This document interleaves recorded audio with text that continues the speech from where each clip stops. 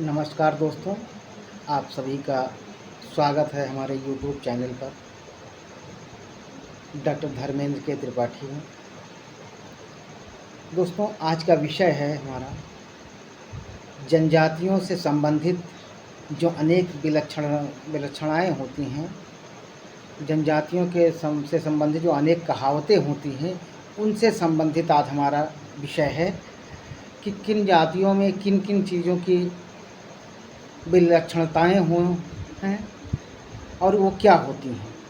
हम सभी जानते हैं कि जनजाति एक विशेष सामाजिक समूह होता है जो एक विशेष भौगोलिक क्षेत्रों में निवास करती है।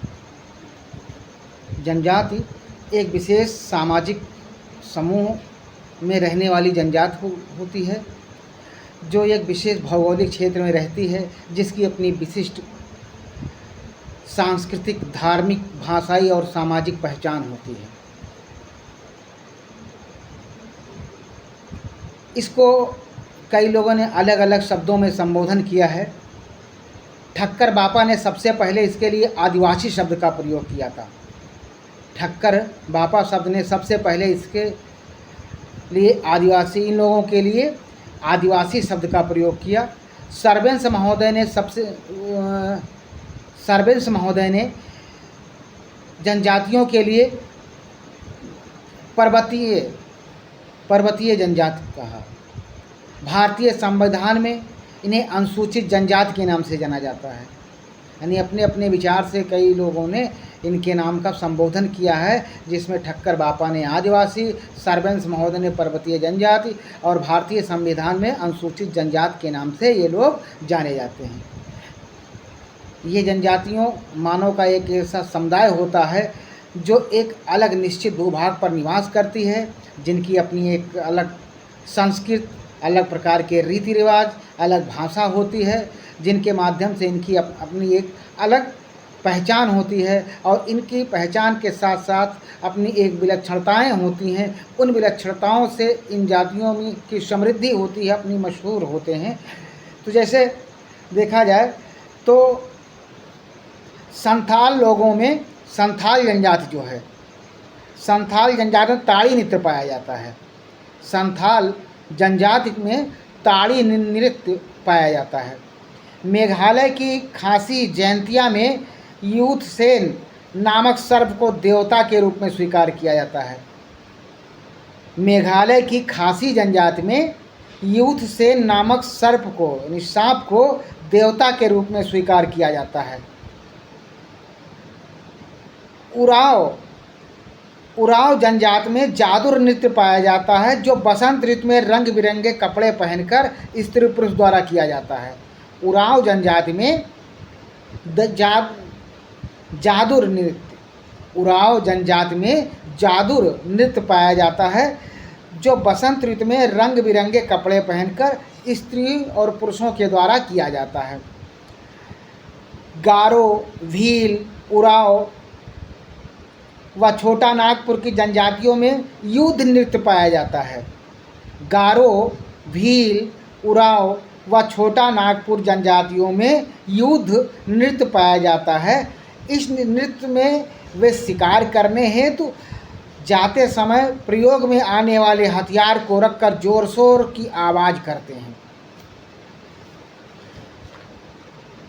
खासी जनजाति में मुर्गी और सुअरों की बलि देकर विवाह किया जाता है। यानी खासी जनजाति जो होती है, इनमें मुर्गी और सुअरों की बलि देकर विवाह संपन्न होता है। ताड़ी केटू कल्याणम अर्थात तली बांधने की प्रथा केरल के मालाबार तट पर निवास करने वाली नायर जनजाति में पाया जाता है। टोडा जनजाति में कन्या वध की प्रथा के कारण बहुपति विवाह पाया जाता है। खासी व नागा जनजाति में शिकार नृत्य पाया जाता है, जिसमें नागा लोग किसी मनुष्य के सिर का शिकार करके लाते हैं तथा बड़े उत्साह के साथ नाच गाने करते हैं। थारू और जयंतिया जनजाति में भी शिकार नृत्य पाया जाता है। थारू और जयंतिया जनजात में भी शिकार नृत्य पाया जाता है, जिसमें वे बताने का प्रयास करते हैं कि किस प्रकार उन्होंने जंगली जानवर को शिकार किया है, यानी किस प्रकार से उन्होंने जंगली जानवरों का शिकार किया है। उरांव जनजाति के लोगों का एक अन्य पर्व काला लोटा धान के पौधों में दाने पड़ जाने के समय मनाया जाता है। उरांव जनजाति में एक पर्व होता है काला लोटा। जब धान की फसल पककर तैयार हो जाती है तो ये पर्व मनाया जाता है। टोंडा लोग अपने अनुष्ठान तारों व अमावस की स्थिति को ध्यान में रखकर करते हैं। टोंडा जनजाति के लोग जो है तारा और अमावस की स्थिति को ध्यान में रखकर विभिन्न कार्यक्रमों का अपने वो आयोजन करते हैं। थारू जनजाति में विवाह का एक रूप चुटकुट्टा है। थारू जनजाति में विवाह का जो एक रूप है वो चुटकुट्टा कहते हैं। आंध्र प्रदेश के चेंचू लोगों में नेता का नाम पेड़ा मैची होता है। ये सभी लोग निर्णय लेते हैं। आंध्र प्रदेश में जो वहाँ की जनजाति है चेंचू, इसमें नेता का नाम पेड़ा मैची होता है, जो सभी लोग निर्णय लेकर अपने नेता का चयन करते हैं। कोचीन के कादरों के में मुखिया को मुप्पन, कोचीन के कादरों में मुखिया को मुप्पन शब्द कहा जाता है। इनमें अपराध का फैसला दो प्रकार से किया जाता है, पहला शपथ द्वारा, दूसरा कठिन परीक्षा के द्वारा। इनमें जो है अपराध करने की जो दो प्रकार की प्रथा होती है, उसमें एक तो शपथ दिलाया जाता है और दूसरा उसके लिए परीक्षा लिया जाता है। झारखंड के सिंहभूम जिले की हो जनजाति के लोग वर्षा लाने के लिए आग जलाकर धुआं करते हैं ताकि आसमान में बादल छा जाएं। यानी यहाँ एक इनके जात में हो जनजाति में ये मान्यता है कि बारिश करवाने के लिए, बादल बनाने के लिए हमें आग जलाकर धुआं करेंगे तो बादल बनेंगे और बारिश होगा। नायरों में संयुक्त परिवार को धारवाड़ तथा एकल परिवार को धावजी, नायरों में संयुक्त परिवार को धारवाड़ तथा एकल परिवार को धावजी कहते हैं। नायर जनजात में ही परिदर्शक पति की धारणा पाया जाता है। नायर जनजाति में ही परिदर्शक पति की धारणा पाई जाती है। डी.एन. मजूमदार, जिन्होंने हो जनजात का अध्ययन किया, डी.एन. मजूमदार जिन्होंने हो जनजात का अध्ययन किया तथा जनजातीय धर्म को बोंगावाद के सिद्धांत पर आधारित किया था, जिन्होंने जनजातीय धर्म को बोंगावाद के सिद्धांत पर आधारित किया।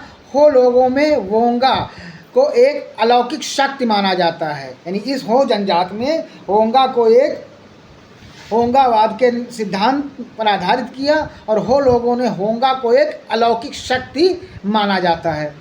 मुंडा जनजात के लोग पहाड़ की चोटी पर भी आकार के पत्थरों को नीचे की ओर फेंकते हैं। मुंडा जनजात के लोग पहाड़ की चोटी पर सभी आकार के पत्थरों को नीचे की ओर फेंकते हैं, जिससे पत्थर की गड़गड़ाहट बिजली की गड़गड़ाहट से मेल खाए। उनका विश्वास है ऐसा करने से वर्षा प्रारंभ हो जाती है। यानी जब ऐसी ध्वनि उत्पन्न होगी तो वर्षा प्रारंभ हो जाएगी। अफ्रीका महाद्वीप को जनजातीय महाद्वीप कहा जाता है। अफ्रीका महाद्वीप को, ये बहुत इम्पॉर्टेंट प्रश्न है, अक्सर परीक्षाओं में पूछा जाता है। तो अफ्रीका महाद्वीप को जनजातीय महाद्वीप कहा जाता है। ठक्कर बापा को आदिवासियों का मसीहा उपनाम दिया गया है। ठक्कर बापा को आदिवासियों का मसीहा के नाम से भी जाना जाता है।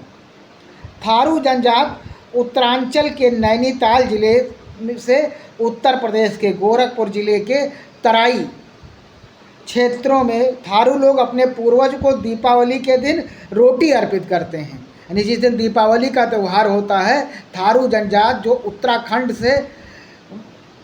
उत्तराखंड के नैनीताल से उत्तर प्रदेश के गोरखपुर तक तराई क्षेत्रों में पाई जाती है, ये जो है दीपावली के दिन अपने पूर्वजों को रोटी अर्पित करते हैं। इनकी धारणा रोटी अर्पित करने की है। हो उरांव और मुंडा जनजातियों में धार्मिक पुरुष को पाहन कहते हैं। हो उरांव और मुंडा जनजातियों में धार्मिक पुरुष को पाहन कहते हैं, जबकि छत्तीसगढ़ के गोंड उन्हें बैगा और केरल के कनिक्कर और इवाली लोग उन्हें पलाईथी कहते हैं। एक बार दोबारा, हो उरांव एवं मुंडा जनजातियों के धार्मिक पुरुष को पाहन कहते हैं। हो उरांव और मुंडा जनजातियों के जो उसमें धार्मिक प्रवृत्ति के लोग होते हैं उनको पाहन के नाम से संबोधित किया जाता है, जबकि छत्तीसगढ़ के गोंड उन्हें बैगा और केरल के कनिक्कर एवं यूराली उन्हें पलाथी कहते हैं। संथाली लोग पुजारी को नायक कहते हैं। संस्थाली लोग पुजारी को नायक कहते हैं। टोंडा जनजात पशुपालक जनजाति है। टोंडा जो जनजाति है वो पशुपालक जनजाति है तथा भैंस पालने का काम करती है। जो टोंडा जनजाति है ये पशुपालक प्रकार की जनजाति है जो भैंस पालने का काम करती है। टोंडा की संस्कृति को भैंस संस्कृत कहते हैं। टोंडा जनजाति की संस्कृति को भैंस की संस्कृति कहते हैं तथा दुग्धशाला इनके मंदिर जिसमें स्त्रियों का प्रवेश वर्जित होता है तथा दुग्धशाला इनके मंदिर होते हैं जिसमें स्त्रियों का प्रवेश वर्जित होता है। ये कई भारतीय जनजातियों के संबंधित विलक्षणताएं थीं जिनके संबोधन के आधार पर भी उन लोगों को पुकारा जाता है। उनमें विलक्षणताओं से उनकी अलग अलग पहचान होती है, उनके बारे में आप सभी को अवगत कराया गया है। उम्मीद है कि ये आप सभी को ये वीडियो समझ के माध्यम से इसके बारे में जानकारी प्राप्त होगी। तब तक के लिए नमस्कार, मिलते हैं एक नई वीडियो के साथ।